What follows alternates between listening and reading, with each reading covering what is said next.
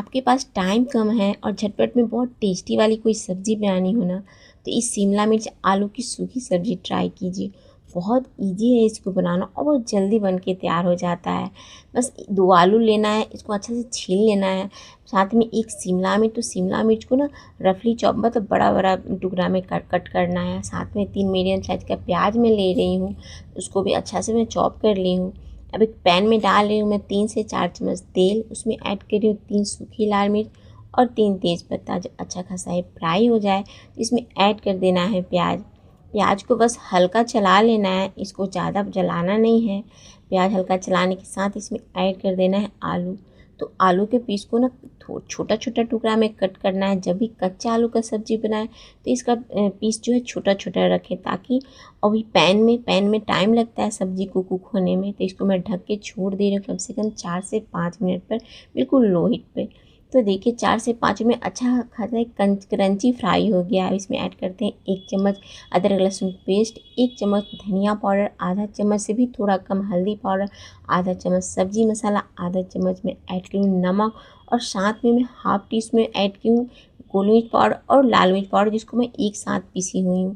तो सबको अच्छे से चला लेना है। अब ऐड कर देना है कटा हुआ टमाटर। अब चलाने के साथ इसमें दिख रहा है कि पानी बिल्कुल नहीं है, तो इससे तो मसाला जल जाएगा, इसलिए इसमें मैं 3 चम्मच, ज़्यादा नहीं बस 3 चम्मच ही पानी यूज की हूँ। अब इसको अच्छा से चला लेना है और ढक के कम से कम 5 मिनट के लिए लो हीट पे छोड़ देना है। 5 मिनट में अच्छा खासा कुक हो जाता है, कम से कम 80%। अब इसमें ऐड कर देना है शिमला मिर्च। तो शिमला मिर्च जो काटना है थोड़ा बड़ा बड़ा पीस में कट करना है, इसको ओवर कुक नहीं करना होता है, तभी तो इसका टेस्ट अच्छा वाला आएगा। अब इसको ढक के हम छोड़ेंगे कम से कम 2 से 3 मिनट, क्योंकि मेरा आलू जो है ना बिल्कुल 80% कुक हो चुका है। तो मैं ढक के इसको छोड़ दे रही हूँ कम से कम 3 मिनट के लिए।